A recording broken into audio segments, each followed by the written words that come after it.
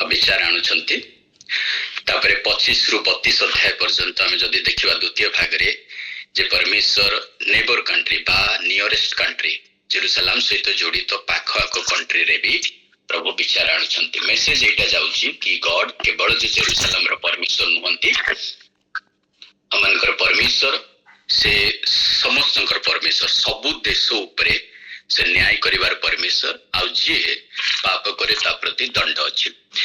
कि जणे बधे मु भाबुची म्यूट करि नांती, टिके बैकग्राउंड साउंड आछि। ओके, परमेश्वर रेस्टोरेशन उपरे चिंता करंती कि पुनर्बार प्रभु आउ थरे गठन करिवे। आउ चतुर्थ भाग लास्ट भागटा माने आसंता सप्ताह रो देखिबा, सेटा होची 40 रु 48। सेटा प्रभु ग्लोरिफिकेशन, तार अर्थ मंदिर पुनर्बार आउ थरे मंदिर रे प्रभुंकर उपस्थित अभिषेक आसीबो। ते प्रिय माने आज माने जोडा देखुछु सेटा 36 रु 39 गला थरे बदे मु 36 कवर करिथिले, मोर मने पड़नी जदी आउ थरे मु जस्ट सिंपली कहि दोची। गला सप्ताह में कोन कोन पढिथिलु, गला सप्ताह 33 अध्याय में देखिथिलु कि परमेश्वर जिजिकेल को वॉचमैन बा प्रहरी रूपे नियुक्ति करूछंती। 34 अध्याय में देखिलु कि परमेश्वर तांगो गोटे उत्तम मेषपालक स्वरूपे नौछंती। तार अर्थ he has to care for the God's माने people, the shepherd हिसाब रे बा पालक हिसाब रे।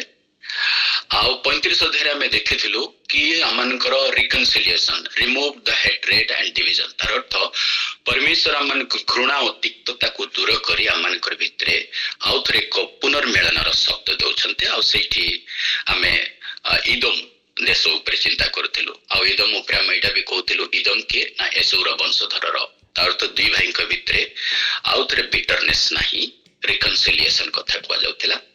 आ बोधे 36 अध्याय मु कहिथिले सेटा होसी द कोन ना the people hated the transformation, पुनर्जीवन हेबार छै बा परिवर्तन दिग को जिबा, सेटा होसी हमनकर से अध्याय में देखिथिलु। पुनर्बार माने मु 36 को आउथरे टिक व्याख्या भाव रे रखिबे।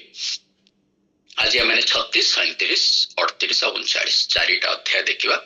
आ मो शीघ्र खाली संकेत पर कही जीवी। 37 अध्याय एक्चुअली जिजिकल पुस्तक गोटे मुख्य भागटा।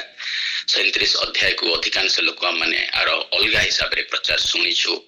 आ अधिकांश प्रचार जदि प्रचार करिवे जिजिकल रो बेले एई सब एई अध्यायटा को प्राय नियंत्रित स्टडी भाव रे प्रचार करंती।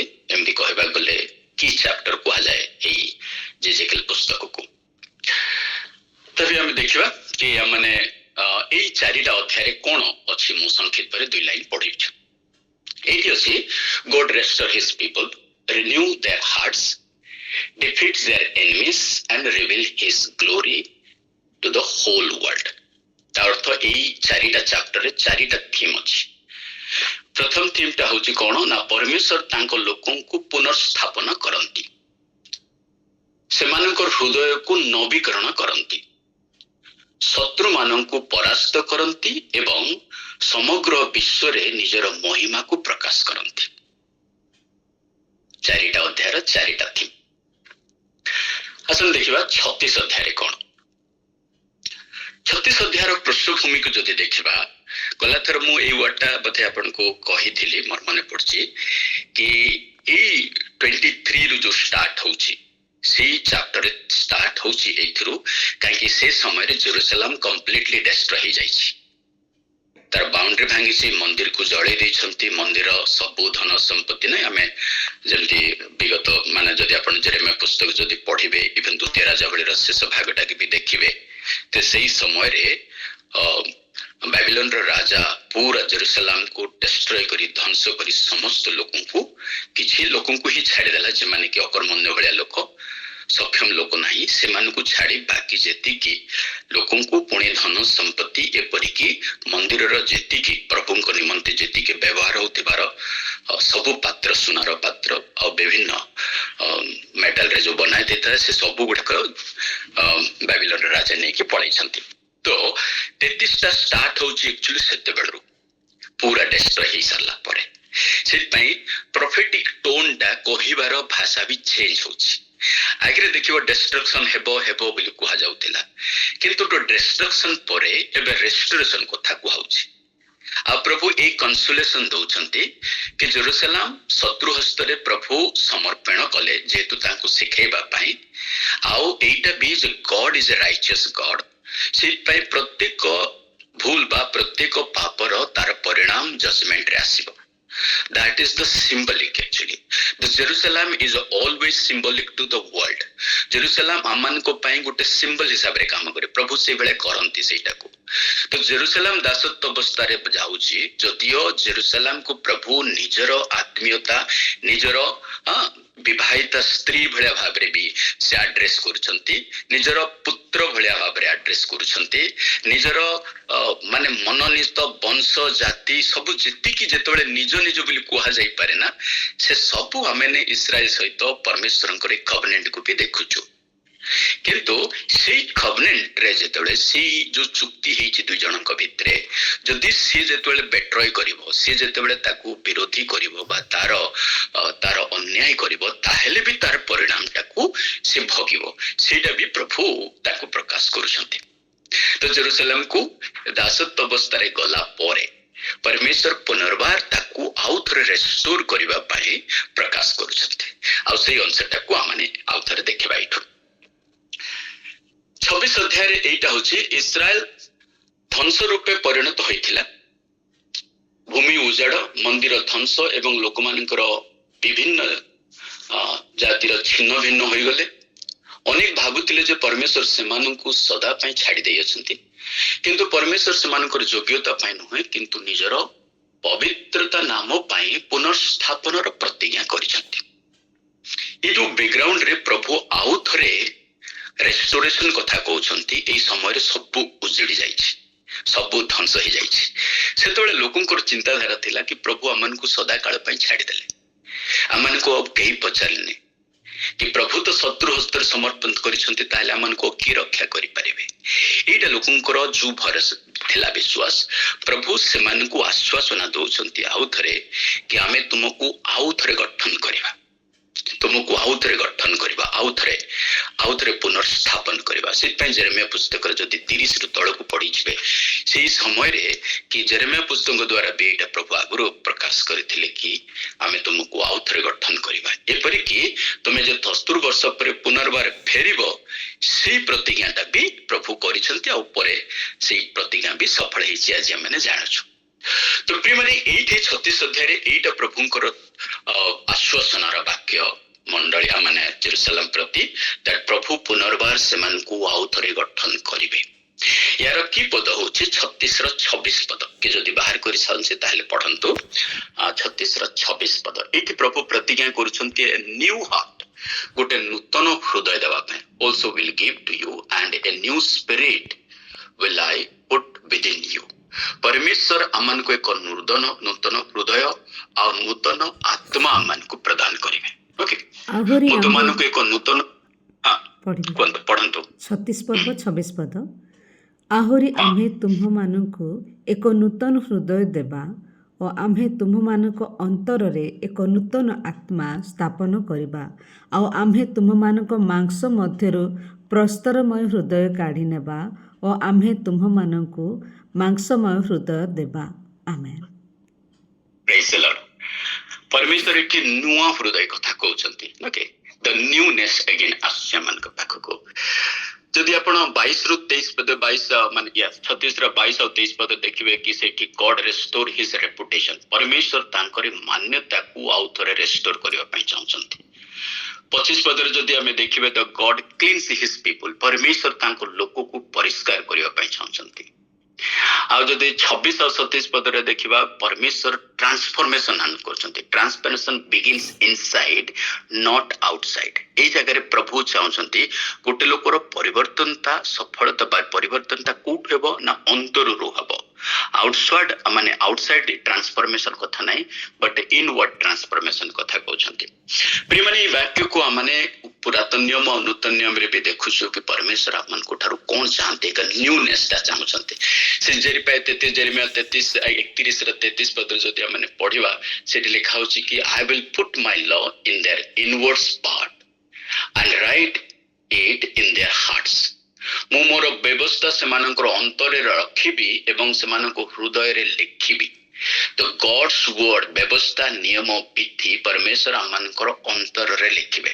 That is what actually god expect ନ କି ପରମେଶ୍ୱର ପ୍ରିୟ ମାନେ ଅନ୍ତଃକରଣ ଦେଖନ୍ତି, ମନୁଷ୍ୟ କଣ ଦେଖେ? ବାହ୍ୟକରଣ ଦେଖେ। ଦ୍ୟାଟ୍ସ ବହୁତ ବିଗିନିଂ ରୁ ପରମେଶ୍ୱରଙ୍କର ସେଇ ତରିକା। ଇଭେନ୍ ଆଜି ଡେଟ୍ରେ ବି ପ୍ରଭୁ କଣ ଚାହାନ୍ତି? ଆମମାନଙ୍କ ହୃଦୟ ପ୍ରଭୁ ଚାହାନ୍ତି, ସେଇଟା ଦେଖନ୍ତି। ସେଇଠି କଣ ନ୍ୟୁନେସଟାକୁ ଆମେ 2 Corinthians 5:17 ବି ଦେଖୁଛୁ। ଯଦି ଆମେ ଖ୍ରୀଷ୍ଟଙ୍କ ଠାରେ ଅଛୁ ତାହେଲେ ଆପଣଙ୍କର ଆମେ ଗୋଟେ ନୂଆ ସୃଷ୍ଟି ହେଇଛୁ। ତ ଏ ନ୍ୟୁନେସଟାକୁ ପ୍ରଭୁ ପ୍ରାଧାନ୍ୟ ଦଉଛନ୍ତି। ସେଥିପାଇଁ ଆଜିର ଚର୍ଚ୍ଚକୁ ଯଦି ଆମେ ଦେଖିବା, ଆମମାନଙ୍କର ବିଶ୍ୱାସକୁ ଯଦି ଦେଖାଇଲା, ତାହେଲେ କଣ ନା ମଣ୍ଡଳୀ ପ୍ରଥମରେ ପବିତ୍ର ଆତ୍ମାଙ୍କ ଦ୍ୱାରା ହୃଦୟରେ ପରିବର୍ତ୍ତନ ଅନୁଭବ ନ କଲେ ସମାଜକୁ ପରିବର୍ତ୍ତନ କରିପାରେ ନାହିଁ। ସେଥିପାଇଁ ପୁନର୍ଜୀବନ ଅନୁତାପ ପବିତ୍ରତା ଆଜ୍ଞା ପାଳନରୁ ଆରମ୍ଭ ହୁଏ। ପ୍ରିୟମାନେ, ଯଦି ଆମମାନଙ୍କର ହୃଦୟର ଆତ୍ମାରେ ଯଦି ପରିବର୍ତ୍ତନ ହବନି, ତାହେଲେ ଆମମାନେ ସେଇ ପରିବର୍ତ୍ତନତା ଆମମାନଙ୍କର ହେଇପାରେ ବ୍ୟବହାରରେ କିମ୍ବା କାର୍ଯ୍ୟରେ ଦେଖାଯିବନି। କାରଣ ସବୁ ଯାହା ଆମମାନଙ୍କ ହୃଦୟର ପୂର୍ଣ୍ଣତା ସେଇଟା ମୁଖ ଦ୍ୱାରା ପ୍ରକାଶିତ ହୁଏ। ଇଭିନ୍ ହୃଦୟର ପୂର୍ଣ୍ଣତା କାର୍ଯ୍ୟ ଦ୍ୱାରା ବି ପ୍ରକାଶିତ ହୁଏ। ତ ସେଇଥିପାଇଁ ହୃଦୟ ଯେତେବେଳେ ଠିକ ହେଉଛି, ପ୍ରଭୁ ଅଟୋମେଟିକ ଆମମାନଙ୍କର ବ୍ୟବସ୍ଥା ଠିକ ହେଇଯିବ ଆମମାନଙ୍କର। ଆଉ ଯେତେବେଳେ ପୁନର୍ଜୀବନ ଯେତେବେଳେ ଆମେ କହୁଛୁ, ପୁନର୍ଜୀବନ କେମିତି ଆରମ୍ଭ ହୁଏ ନା ଅନୁତାପ ପବିତ୍ରତା ଆଜ୍ଞା ପାଳନରୁ ପୁନର୍ଜୀବନ ଷ୍ଟାର୍ଟ ହୁଏ। ଏହାକୁ ପ୍ରଭୁ ପ୍ରକାଶ କରନ୍ତି। ପ୍ରେଜ୍ ଦ ଲର୍ଡ। ଦ୍ୱିତୀୟ ଭାଗରେ ଆମେ ଦେଖିବା 37 ଅଧ୍ୟାୟ। 37 ଅଧ୍ୟାୟଟା ଆମେ ସମସ୍ତେ ଜାଣିଛୁ। ଏହାର ମୁଖ୍ୟ ଚାପ ବିଷୟବସ୍ତୁ ଜାଣିଛୁ। ଏଟା ଶୁଖିଲା ଅସ୍ତ୍ର ଉପତ୍ୟକା, ନାଇଁ କି? ଗୋଟେ ଦ ଭ୍ୟାଲି ଅଫ ଡ୍ରାଇ ବୋନ୍, ଶୁଖିଲା ହାଡର ଗଦା ଅଛି। ସେଇଠି ଜିଜିକେଲ ଦର୍ଶନ ଦେଖୁଛନ୍ତି। ଏଇଟା ହଉଛି ଭିଜନ। ଏଇଟା ନଟ୍ ରିଆଲିଟି ବଟ୍ ଭିଜନ। ତ ଭିଜନରେ ଦେଖାଯାଉଛି। ଏଇ ଭିଜନର ଅର୍ଥ ପ୍ରଭୁ କଣ ଦେଖେଇବା ପାଇଁ ଚାହୁଁଛନ୍ତି, କଣ କହିବା ପାଇଁ ଚାହୁଁଛନ୍ତି ଇଜିକେଲକୁ? ଏଠି ପରମେଶ୍ୱର ଇଜିକେଲଙ୍କୁ ଶିଖେଇଲେ ଯେ ଅସ୍ଥିରେ ପରିପୂର୍ଣ୍ଣ ଏକ ରୂପତ୍ୟା ଦେଖାନ୍ତି। ଇଜିକେଲ ଭବିଷ୍ୟତବାଣୀ କରିବା ପରେ ଅସ୍ଥି ଗୁଡାକ ଏକତ୍ର ହୁଏ ମାଂସ ପାଇଁ ଏବଂ ଶେଷରେ ପରମେଶ୍ୱରଙ୍କର ଶ୍ୱାସ ପାଇ ଜୀବନ ହୁଏ। ଏହା ଇସ୍ରାଏଲର ପୁନଃସ୍ଥାପନର ପ୍ରତୀକ। ଏଇ ଯୋଉ ଡ୍ରାଇବନରେ ଆମେ ଦେଖୁଛୁ ପୁରା କାହାଣୀକୁ ପରମେଶ୍ୱର ବାକ୍ୟ ପ୍ରଚାର କରିବା ପାଇଁ କହୁଛନ୍ତି ଇଜିକେଲକୁ। ଆଉ ଯେତେବେଳେ ବାକ୍ୟ ପ୍ରଚାର ହଉଛି, ଇଭେନ୍ ଅସ୍ଥି ସକଳ ଶୁଖିଲା ହାଡ ବି ଆଉ ଥରେ ଜୀବିତ ହଉଛି, ଆଉ ମହତ୍ତ୍ୱ ସେନା ରୂପେ ଛିଡା ହଉଛି। ପ୍ରିୟମାନେ, ଏଇଟାକୁ ଯଦି ଆମେ ଏମିତି ଚିନ୍ତା କରି ଦେଖିବା କି ଇସ୍ରାଏଲ ସବୁ ହରେଇଛି, ତାର କୌଣସି ପ୍ରକାର ଭରସା ନାହିଁ ଯେ ଆଉ ଥରେ ସେ ନିଜକୁ ଷ୍ଟ୍ରେଂଥ ପାଇବ, ବଳ ପ୍ରାପ୍ତ ହେବ, ଆଉ ବାବିଲୋନରୁ ପୁଣି ସେଟା ବି ବାବିଲୋନର ହସ୍ତରୁ ମୁକ୍ତି ପାଇ ନିଜ ଦେଶକୁ ଫେରିବ। ଏଇଟା ସ୍ୱପ୍ନର ବାହାରେ। ଏଇଭଳିଆ ସମୟରେ ପରମେଶ୍ୱର ଦର୍ଶନ ଦଉଛନ୍ତି ଇଜିକେଲକୁ। Yes, there is a hope in the Lord. ପରମେଶ୍ୱରଙ୍କ ଠାରେ ଆଉ ଥରେ ଭରସା ଅଛି। ପ୍ରିୟମାନେ, ପ୍ରଭୁ ଆମମାନଙ୍କୁ ସେଇ ଆଶ୍ୱାସନା ଦିଅନ୍ତି ନ କି ତୁମର ଅନ୍ତିମ କାଳରେ ତୁମର ପ୍ରତ୍ୟାଶା ଅଛି। ଆମେ ସବୁ ସରିଗଲା ବୋଲି ଭାବୁ, ସେତେବେଳେ ପରମେଶ୍ୱରଙ୍କର କାର୍ଯ୍ୟ ଆରମ୍ଭ ହୁଏ। ଆଉ ଇଜିକେଲକୁ ସେଇଟା ଦେଖାଉଛନ୍ତି। ଇଭେନ୍ ଶୁଖିଲା ହାଡ, ମଲା ମଣିଷ ବଞ୍ଚିପାରେ, ସ୍ୱାଭାବିକ ଭାବରେ ଆଶା କରାଯାଇପାରେ, କିନ୍ତୁ ଶୁଖିଲା ହାଡ ଛିନ୍ନ ଛତ୍ର ହେଇଯାଇଛି। ଇଭେନ୍ ସେଇ ହାଡ କଣ ଜୀବିତ ହେଇପାରେ? ଆଉ ପ୍ରଭୁ ଇଜିକେଲକୁ ସେଇଟା ପ୍ରଚାର କରୁଛନ୍ତି। ଆଉ ଯେତେବେଳେ ଇଜିକେଲ ବାକ୍ୟ ପ୍ରଚାର କରୁଛନ୍ତି, ଆଉ ସମସ୍ତ ହାଡ ଏକତ୍ର ହେଇ ସେଇଠି ପ୍ରଭୁଙ୍କର ବାକ୍ୟ ସେମାନେ ପ୍ରଭୁଙ୍କର ବାକ୍ୟ ଦ୍ୱାରା ସେମାନେ ବଳ ପ୍ରାପ୍ତ ହଉଛନ୍ତି, ଜୀବିତ ପ୍ରାପ୍ତ ହଉଛନ୍ତି, ଆଉ ମହତ୍ତ୍ୱ ସେନା ରୂପେ ସେମାନେ ପରିଗଣିତ ହଉଛନ୍ତି। That is the what God will do to our life. ତାର ଅର୍ଥ God gives life. ପରମେଶ୍ୱର ଜୀବନ ଦିଅନ୍ତି। ପ୍ରିୟମାନେ, ପରମେଶ୍ୱରଙ୍କ ହସ୍ତରେ ଜୀବନ ଅଛି। 5 ପଦରେ ଲେଖାଯାଉଛି, I will cause the breath to enter into you and you shall live. ମୁଁ ତୁମମାନଙ୍କ ମଧ୍ୟରେ ଶ୍ୱାସ ପ୍ରବେଶ କରାଇବି ଏବଂ ତୁମେ ବଞ୍ଚି ଉଠିବ। No, that is what. ପ୍ରିୟମାନେ, ଏଇଟା ଆମେ ଯେତେବେଳେ ପଢୁ ଆଉ ଶିଖୁ, ଆଶ୍ୱାସନା ଏଇଟା ପାଇବା, ଯଦି ବି ଆମେ ଏଇଭଳିଆ ସ୍ଥିତି ଆସିଲେ ବି there is a hope in the Lord. ପରମେଶ୍ୱରଙ୍କ ଠାରେ ଆମମାନଙ୍କ ପାଖରେ ସେଇ ଭରସା ଆମେ ଦେଖିପାରୁଛୁ। ଜହନ 11:25 ଆମେ ଏଇ ପଦଟା ଅନେକ ଥର ପଢିଛୁ, I am the resurrection and the life. ପ୍ରିୟମାନେ, ମୁଁ ସେ ପୁନରୁତ୍ଥାନ ଜୀବନ, that means what? Where we get our life? ଖ୍ରୀଷ୍ଟଙ୍କ ଠାରେ। ସେଥିପାଇଁ ପ୍ରିୟମାନେ, ଯେ ଖ୍ରୀଷ୍ଟଙ୍କ ଠାରେ ଯଦ୍ୟପି ମରେ ତଥାପି ସେ ବଞ୍ଚିବ।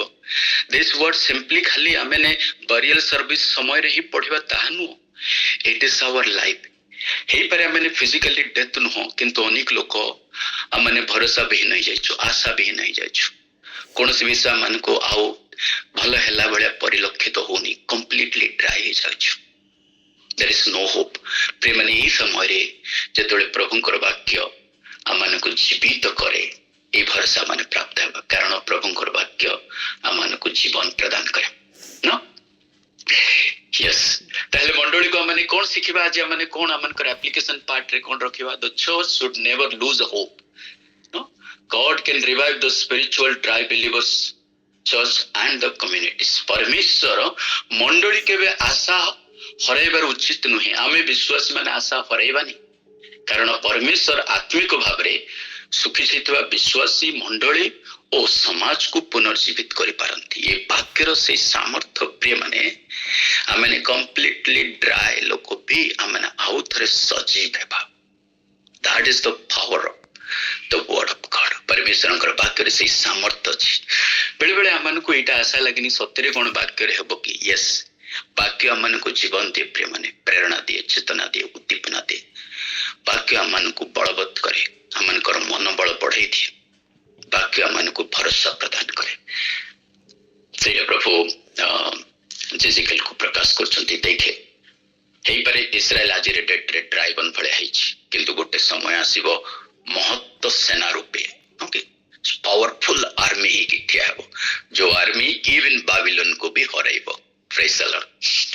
28 अध्याय रे हम देखिबा प्रिय माने, 28 अध्याय रे लिखा होछि 28 और 29 दुईटा अध्याय गोटे पैटर्न ऑफ टीचिंग ता, बट स्लोली हमें जिबा। एठी हमें वर्ड सुनिथिबो गोग मागोग बोली के, गोग और मागोग। गोग जने लोकर ना, मागोग होछि देशर ना। लिटरली लोक नुह, किंतु एक कॉन्सेप्ट एटा ए जो देश इस्राएल विरुद्ध रे ठिया हेबो, आको माने भविष्यतर सहित भी तुलना करछु प्रभुंकर आगमन समय रे, कि ख्रीष्ट विरोधी लोकन को सहित तुलना करा जाए ए पावर को। तो एठी प्रभु एटा कहउछंती गोग, ता अर्थ प्रभु को हमें देखिबा एठी प्रोटेक्टर हिसाब रे प्रभु को हमें देखुछु 29 और 39 अध्याय। तो प्रोटेक्टर हिसाब रे प्रथम रे हमें देखिलु कि प्रभु हमन को नुआ जीवन, हमन को प्रभु न्यूनेस दोछंती। द्वितीय रे हमें देखुछु गॉड लाइफ्स दियंती, आउ तृतीय रे प्रभु हम देखुछु गॉड सुरक्षा दियंती। हम लोक माने केमति सुरक्षित हेबे, द प्रोटेक्शन, से protection, spiritual protection, physical protection, सब प्रकार प्रोटेक्शन ताको प्रभु दियंती।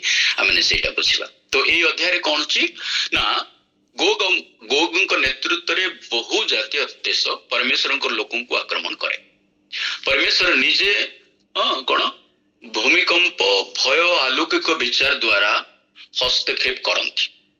ए अध्यायर मूल विषय प्रत्येक जाति रो परिचय नुहे, बरं परमेश्वर को सर्वभौम सुरक्षा।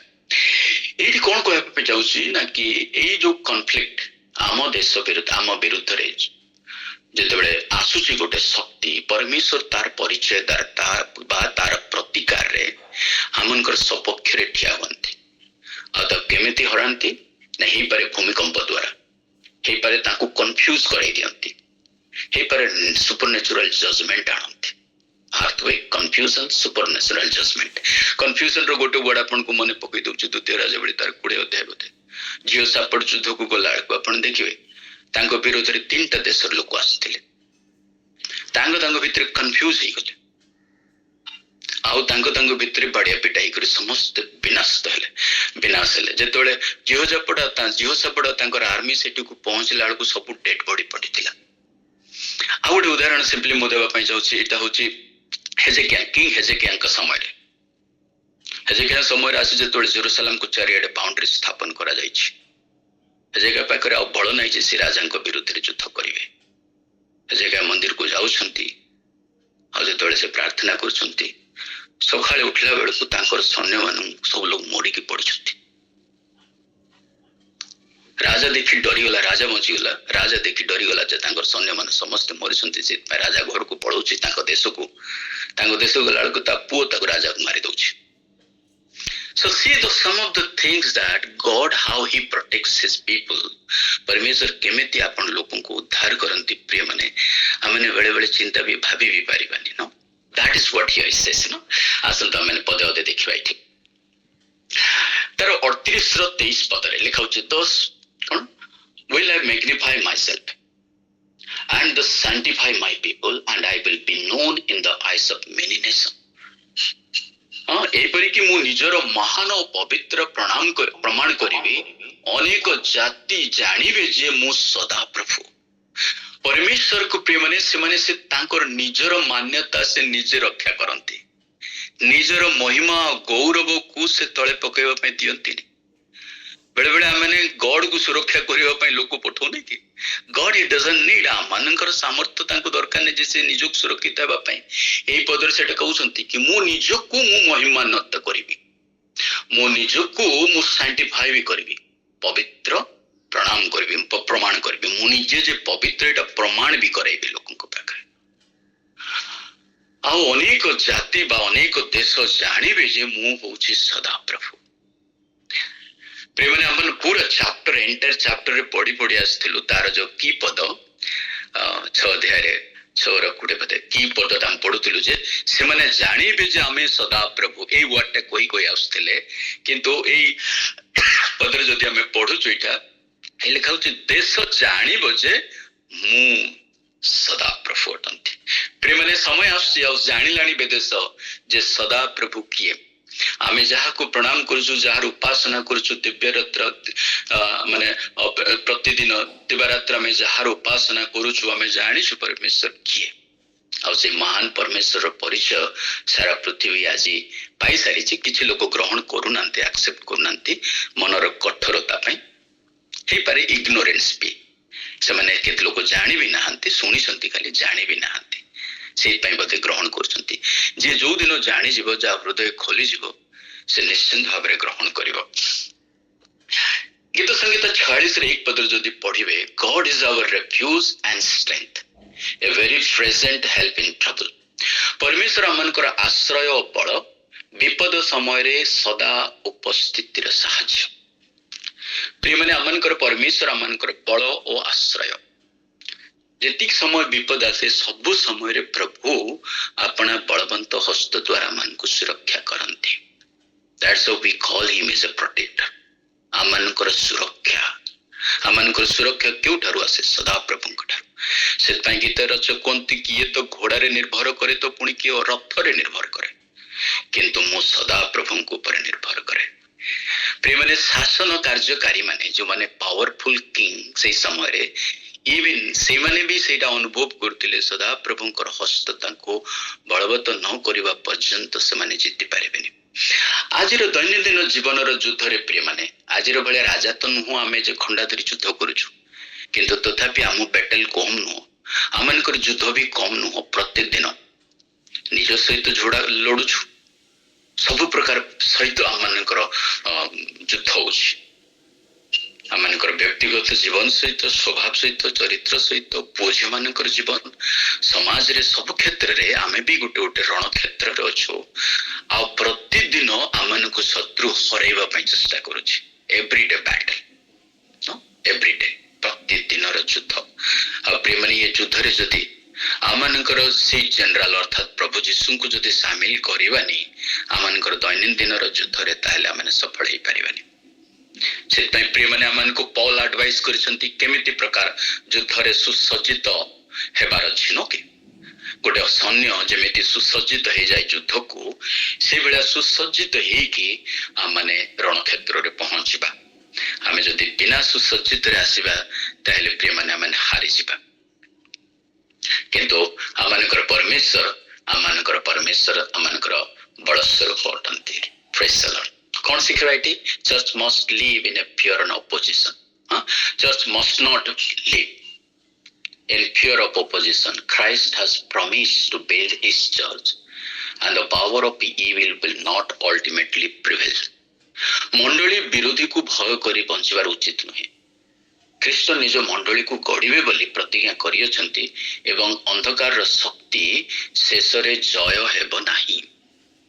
ए दिन गुड़ाक आम विभिन्न न्यूज शुणुछु आम पड़ोसी देश आज सकाळे भी बबीर जूम रे जड़े भौणी से कहते काली बोले छत्तीसगढ़ रे काली जड़े पास्टर को नहीं जेल रे पड़े एटा गोटे नुह एभलिया घटना आपण प्रतिदिन आम शुणुछु प्रभु निमंते साहस ही ठिया हेबाटा ए समय रे प्रिय माने आम निमंते गोटे युद्धरू कम नुह किंतु डरवानी भयभीत हेबानी भरोसा प्राप्त हेबा आमनकर परमेश्वर सुरक्षाकारी मो विगत दिन गुड़ाक ही निजक भी साहस सहित कहवा द्वारा मत भी साहस मिलूँ अन्य मान भी कहे मुझे जो इंडिया भी थी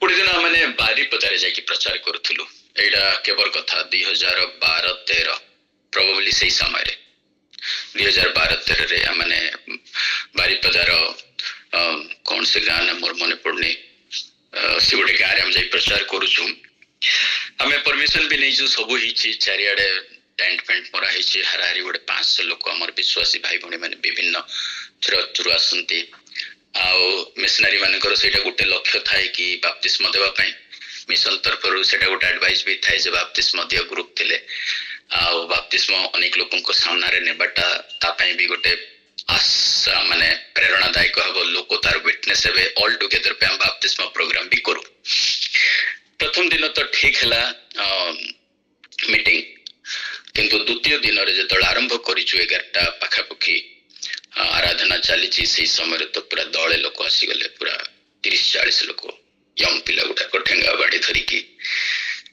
आसे तापरे मैंने पास्टर्स को मते पास्टर तांको वाइफ को हमको नहीं गोटे घरे माने इमिडिएटली भितर पुरई देले आउ सेठिकार किछि भाई माने जे माने कि से माने मीटिंग जे माने दायित्व नहीं कंडक्ट करथिले से माने सेमानकर सहित कथबार्ता ही मुकाबिला कले आउ चलिला एबळा संध्या 4टा पर्यंत हमर सब टेंट फेंट भांगी देले आउ फिर हमर म्यूजिक सेट गुडाक भाई माने जेमती करी प्रोटेक्ट करी जेमती रखीदेले विश्वासी मान को क्या बेसी बाड़िया पिटा है क्या बड़े थेला पेला कले टिकी कहीं से गाँ लोक भी आम सपक्ष थे गाँ लोकर मुख्य लोक मैंने भी बाहर बाकी कथाटा हो गला पूरा 4टा आउ से समय पुलिस आसला जामको घर बाहर कले आम गलु अंडरटेकिंग आम जस्ट खाली लेखा लुक करने कथा करके आसलु तो से दिन मीटिंग पुणी से समस्त मीटिंग पड़ेगा यस से समय मैंने भयभीत हेलु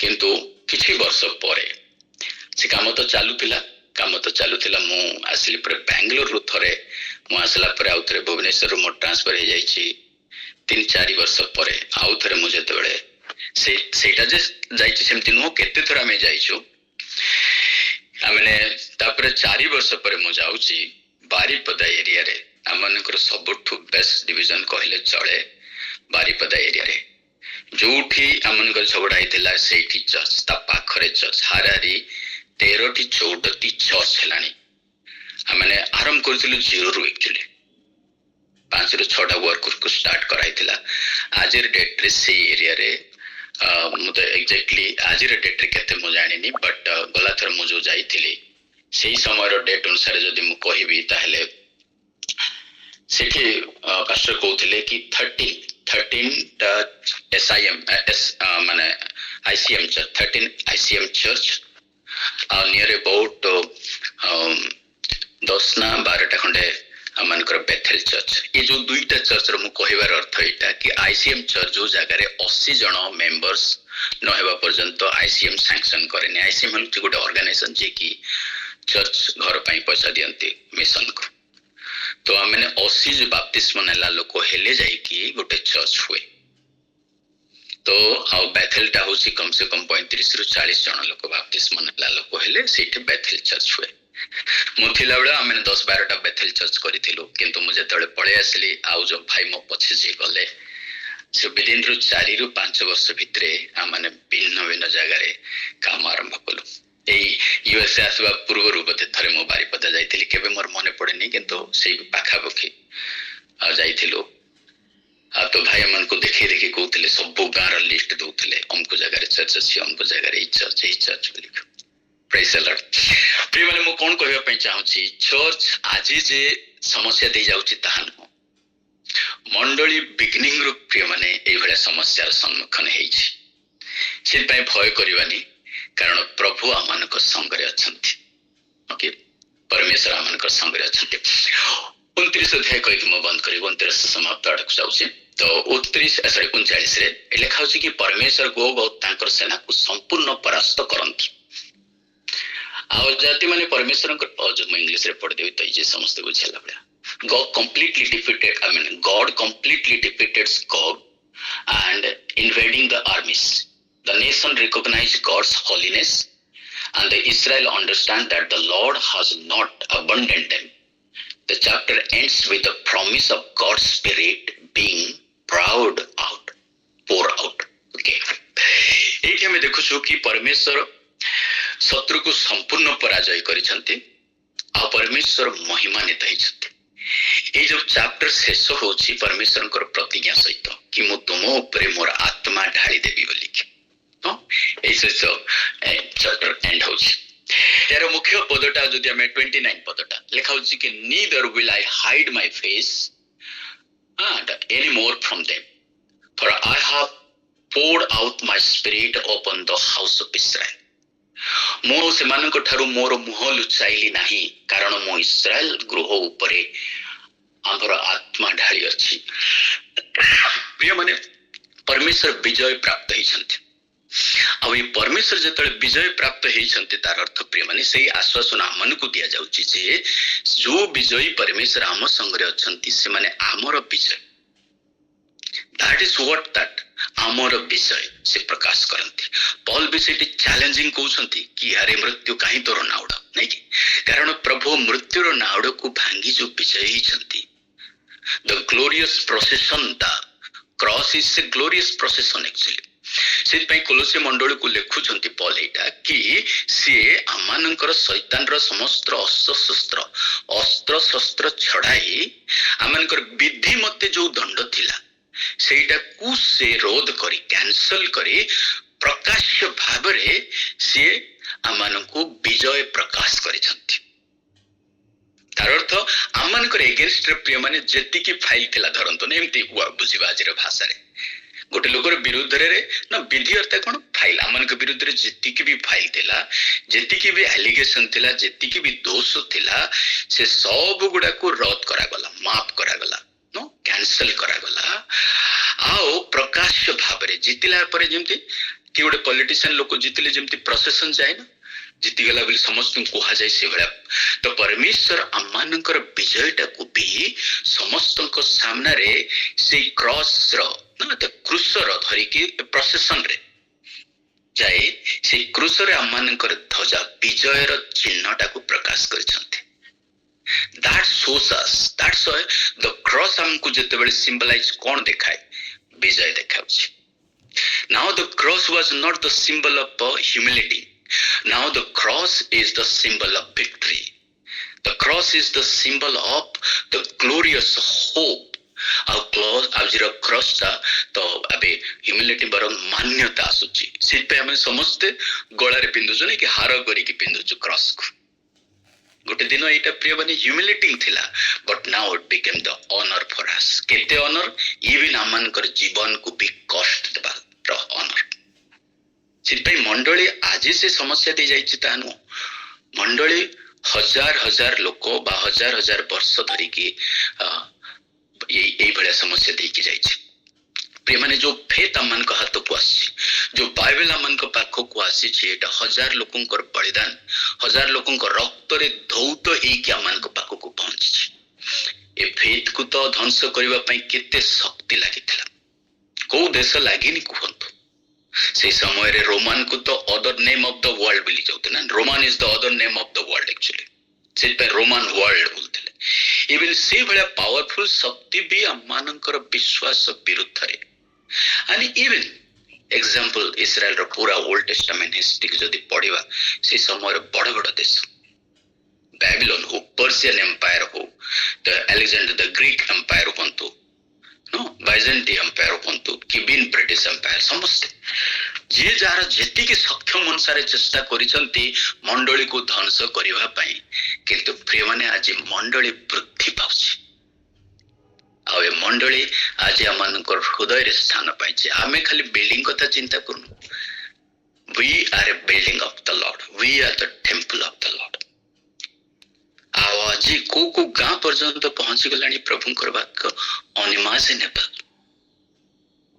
ଆଉ ସେଇଥିପାଇଁ ମୁଁ ଈଶ୍ୱରଙ୍କୁ ଧନ୍ୟବାଦ ଦିଏ।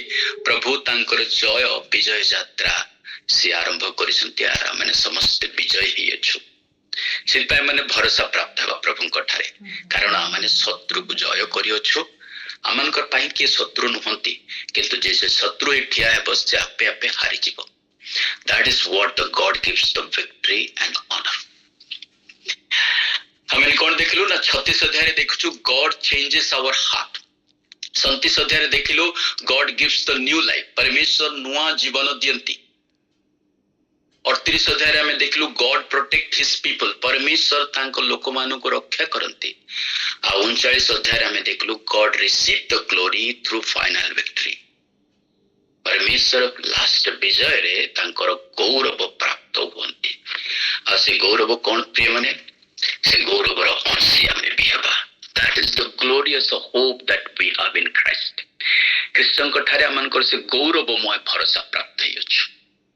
ସେ ଗୌରବ ଧନ, ଗୌରବ ରୂପ ଧନ ଆମେ ପ୍ରାପ୍ତ ହେଇଛୁ। That is the glorious hope we are expecting। ପ୍ରଭୁ ଯୋଉ ଦିନ ଆସିବେ ତାଙ୍କ ଦୂତମାନଙ୍କ ସହିତ, ପ୍ରିୟମାନେ ସେଦିନ ମଣ୍ଡଳୀକୁ ଉଠାଯିବ। ସେଦିନ କି ଗୌରବ ଆନନ୍ଦର ଦିନ ହେବ। ଦୁଇ ଜଣ ସେ ଦିନକୁ ବର୍ଣ୍ଣନା କରନ୍ତି। ଜନ୍ କହୁଛନ୍ତି ଦୁଃଖର ଦିନ ସେଇଟା, କାରଣ ସବୁ ଲୋକ ଯାଇପାରିବେନି।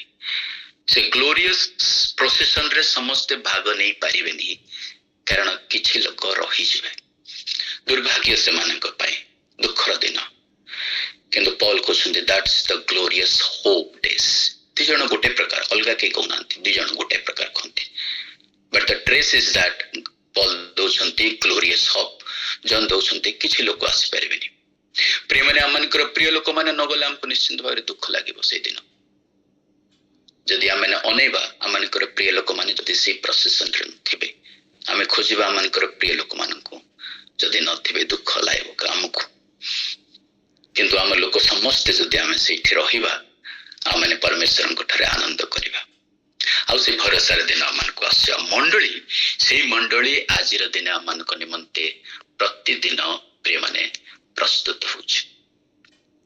ହେଲେ ଆମମାନଙ୍କୁ ମଣ୍ଡଳୀ ଗୋଟେ କଣ ଶିଖଉଛି ଏଇ ପାଠ୍ୟକ୍ରମ ଦ୍ଵାରା? କଣ ନା, ଏହି କ୍ରମର ପ୍ରତ୍ୟେକ ମଣ୍ଡଳୀ ପାଇଁ ଏକ ଶକ୍ତିଶାଳୀ ସନ୍ଦେଶ ଦିଏ। କଣ ନା, ପରିବର୍ତ୍ତନ ହୃଦୟ ପୁନର୍ଜୀବିତ ଲୋକଙ୍କୁ ଜନ୍ମ ଦିଏ। ପରିବର୍ତ୍ତନ ହୃଦୟ ପୁନର୍ଜୀବିତ ଲୋକଙ୍କୁ ଜନ୍ମ ଦିଏ। ପୁନର୍ଜୀବିତ ଲୋକ ପରମେଶ୍ୱରଙ୍କର ସୁରକ୍ଷା ଅନୁଭବ କରନ୍ତି। ପୁନର୍ଜୀବିତ ଲୋକ ପ୍ରଭୁଙ୍କର ସୁରକ୍ଷାକୁ ଅନୁଭବ କରନ୍ତି। ଆଉ ସୁରକ୍ଷା ଯେତେବେଳେ ଅନୁଭବ କରେ, ଭରସା ପ୍ରାପ୍ତ ହୁଏ, ସୁରକ୍ଷିତ ହୁଏ, ପ୍ରେରଣାଦାୟକ, ୱରିଡ୍ ହବନି। ଏବଂ ସୁରକ୍ଷିତ ଲୋକମାନେ ପରମେଶ୍ୱରଙ୍କର ମହିମାର ସାକ୍ଷୀ ହୁଅନ୍ତି। ଆମେ ସେଦିନ ପ୍ରିୟମାନେ ସାକ୍ଷୀ ହେବୁ, ପରମେଶ୍ୱରଙ୍କର ମହିମାର ସାକ୍ଷୀ। କେବଳ ସେଦିନ ନୁହଁ, ଆଜି ପ୍ରତିଦିନ। ଆଜି ଆପଣ ପାପରୁ ଜୟ କଲେ, ଆଜି ଆପଣ ସାକ୍ଷୀ ହଉଛନ୍ତି। ଶୈତାନ ବହୁତ ଥର ଚେଷ୍ଟା କରୁଛି ଆମମାନଙ୍କୁ ହରାଇବା ପାଇଁ। ଯୋଉଦିନ ଜିତି ଯାଉଛୁ ପ୍ରିୟମାନେ, ଆମେ ବହୁତ ଖୁସି ହଉଛୁ। କେବଳ ସେତିକି ନୁହଁ, ମୋର ପରମେଶ୍ୱର, ଆମମାନଙ୍କର ପରମେଶ୍ୱର ବି ଖୁସି ହୁଅନ୍ତି। ସତେ ଯେମିତି ଆପଣଙ୍କର ପୁଅ ଝିଅ ଯଦି ପରୀକ୍ଷାରେ ପାସ୍ କରିକି ଆସିବେ କିମ୍ବା ଖେଳରେ ଜିତିକି ମେଡାଲ ନେଇକି ଆସିଲେ, ପୁଅ ତ ଖୁସି ହେଇ ହେଇ ଆସିବ। ଆପଣଙ୍କୁ ଦେଖିଲେ କେମିତି ଲାଗିବ? ଆମକୁ ଦେଖିଲେ ବି ଖୁସି ଲାଗିବ। ପୁଅ ଯଦି ମୁହଁ ଶୁଖେଇକି ଆସିଲେ ଆମକୁ ବି ଦୁଃଖିତ ଲାଗିବ। ଏକ୍ଜାକ୍ଟଲି ସେଇଭଳିଆ ଆମମାନେ ଯେତେବେଳେ ବିଜୟ ହଉଛୁ ପ୍ରିୟମାନେ, ଆମମାନଙ୍କର ପରମେଶ୍ୱର ଆନନ୍ଦ କରନ୍ତି। ଆମେ ଯେତେବେଳେ ହାରି ଯାଉଛୁ, ପ୍ରଭୁ ଦୁଃଖିତ ହୁଅନ୍ତି। ଆଉଥରେ ଭରସା ଦିଅନ୍ତି, ୟେସ୍ କିପ୍ ଇଟ୍ ଅପ୍, ଦେଖ ଆଉଥରେ ହେଇପାରିବ, ଡବଲ ଆଉଥରେ ଚେଷ୍ଟା କର ବୋଲିକି ଆମକୁ ଆଉଥରେ ପ୍ରଶ୍ରୟ ଦିଅନ୍ତି। କିନ୍ତୁ ଆମେ ଯେତେବେଳେ ଜୟ ପାଉଛୁ ପ୍ରିୟମାନେ, ସେ ଜୟ ଆନନ୍ଦରେ ସ୍ୱର୍ଗ ଆନନ୍ଦିତ ହୁଏ। ଜଣେ ଲୋକ ଯଦି ମନ ପରିବର୍ତ୍ତନ କରୁଛି, ତାହେଲେ ପ୍ରିୟମାନେ ସ୍ୱର୍ଗରେ ଆନନ୍ଦିତ ହୁଏ। That is the glorious hope we have. Praise the Lord। ପ୍ରଭୁ ଏ ବାକ୍ୟ ଦ୍ୱାରା ପ୍ରତ୍ୟେକଙ୍କୁ ଭରସା ଆଉ ଆଶ୍ୱାସନା ଦିଅନ୍ତୁ। ଆମମାନେ ଭରସା ପ୍ରାପ୍ତ ହେବା। ଏହି ସପ୍ତାହରେ ପ୍ରଭୁ ପ୍ରତ୍ୟେକଙ୍କୁ ପ୍ରେରଣାଦାୟକ କରନ୍ତୁ। ଧନ୍ୟବାଦ। Praise the Lord। Thank you ଦିଦି, ନମସ୍କାର। ଆମେନ୍, ଆମେନ୍। Thank you Chaitanya.